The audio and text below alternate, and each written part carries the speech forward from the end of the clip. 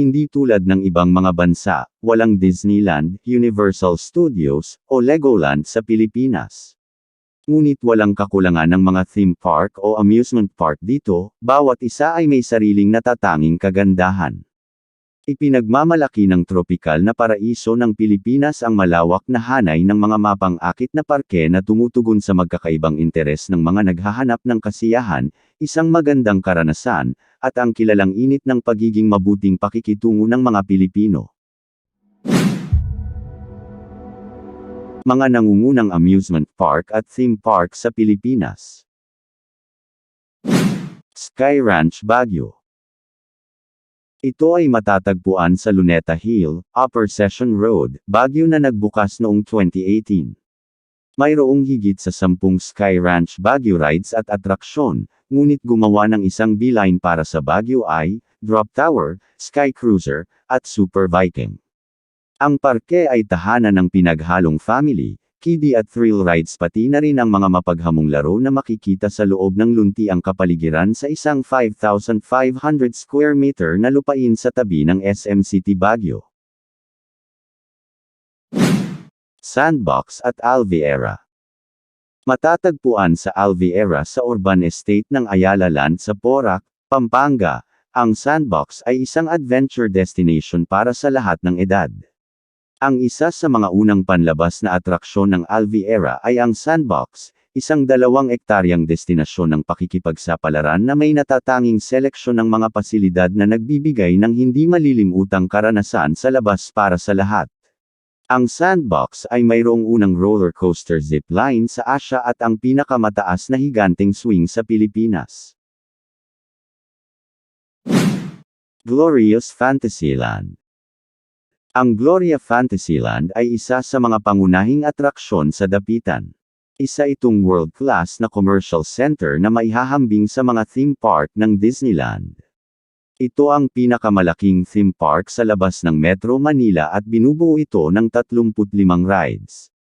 Ang operator ng Gloria Fantasyland ay ang kilalang pangalan ng Dapitan. Ang kakaiba dito ay bukod sa mga rides, ito ay nagpapakita ng world-class na entertainment kasama ang mga cute na character, makulay na parada, at nakamamanghang fireworks display. Dinosaurs Island. Matatagpuan sa Clark, Pampanga, ang Dinosaurs Island ay hindi lamang isang ordinaryong theme park at museo. Ipinagmamalaki nila ang maging kauna-unahang animatronics dinosaur theme park sa bansa kung saan maaari mong makilala at makita ang kasing laki ng T-Rex, Triceratops, Spinosaurus, Stegosaurus, at higit pang mga species ng dinosaur. Bukod sa mga dinosaur, makikita mo rin ang malalaking insekto at miniature replicas ng ilang world wonders tulad ng Pyramid of Egypt at Taj Mahal. Sky Ranch Pampanga. Ang Sky Ranch Pampanga ay ang unang amusement park at ang pinakabagong atraksyong panturista sa North Luzon. Nagtatampok ng 23 kahangahangang rides, siguradong patok ito para sa bawat miyembro ng iyong pamilya. May mga carousel, tren, bumper rides, log rides, at marami pang iba para sa mga bata sa lahat ng edad. Isa sa mga pangunahing highlight ay ang kanilang roller coaster. Isa pang highlight at isang ride na dapat mong maranasan ay ang mahigit 200 talampakan na Ferris wheel, ito ang pinakamalaking gulong sa Pilipinas. Star City. Ang Star City ay isang 35,000 square meters, o 380,000 square feet, amusement park sa Pasay.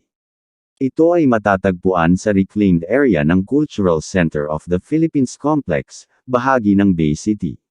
Binuksan noong 1991, ang Star City ay isa sa pinakamatanda at pinakatatag na theme park sa Pilipinas. Ang Star City ay mayroong taunang pagdalo ng mga tao na humigit kumulang 1.5 milyong. Ang Star City ay may higit sa 30 iba't ibang rides at atraksyon noong panahon ng sunog, na marami sa mga ito ay nasa loob. Ang amusement park ay mayroong 25 operating rides sa muling pagbubukas nito noong February 2022. Anjo World. Ang Anjo World ay isang amusement park sa Barangay Colahoan sa Minglanilla, Cebu. Ito ang pinakamalaking theme park sa Visayas. Ang pagsasakatuparan ng proyekto para sa Anjo World Theme Park ay tumagal ng 5 taon. Ang amusement park ay matatagpuan sa loob ng Belmont 1, isang mixed-use development sa Minglanilla, Cebu na inilarawan bilang First Integrated Family Entertainment Complex sa Visayas at Mindanao, ng mga tagapagtaguyod nito. Ang Anjo World ay sumasaklaw sa isang lugar na 3.7 ektarya, na binuksan noong December 21, 2018, kasama ang 7 sa 12 rides nito na unang pinaandar. Sky Ranch Tagaytay. Ang Sky Ranch ay isa sa mga pinakabinibisitang lugar sa Tagaytay dahil sa kamanghamanghang tanawin at mga atraksyon nito, tulad ng Malacarnaval na pagsakay sa mga rides. Bukod sa mga ito, nag-aalok din ito ng iba't ibang restaurant at food kiosk sa mga tao para manatiling busog sa buong araw na puno ng saya sa parke. Ang Sky Ranch ay isang 5 ektarya na nag-aalok ito ng malawak na hanay ng mga pampamilyang rides at mga kainan at isang 2,000 metro kwadradong lugar ng mga kaganapan na tinatawag na The Venue, na tumutugon sa mga corporate event, reception, at iba pang social gatherings. Manila Ocean Park. Binuksan noong March 2008, ang Manila Ocean Park sa Ermita, Manila ay ang unang marine theme park ng Pilipinas. Dito, makikita mo ang iba't ibang species ng marine life at iba pang mga hayop kabilang ang mga ibon, buwaya, penguin, at mga gumagapang. Ang pangunahing atraksyon ng Manila Ocean Park ay ang Oceanarium na naglalaman ng 14,000 sea creatures mula sa humigit kumulang 277 species na lahat ay katutubo sa Southeast Asia. Ang Oceanarium ay may 7 seksyon at naglalaman ng 3,000 cubic meters, o 110,000 cubic feet, ng tubig dagat. Enchanted Kingdom. Ito ay matatagpuan sa Santa Rosa, Laguna. Sa mahigit 30 rides, ang 25 hectares, o 62 acres theme park na ito ay marahil ang pinakamalaki at pinakasikat na theme park sa Pilipinas.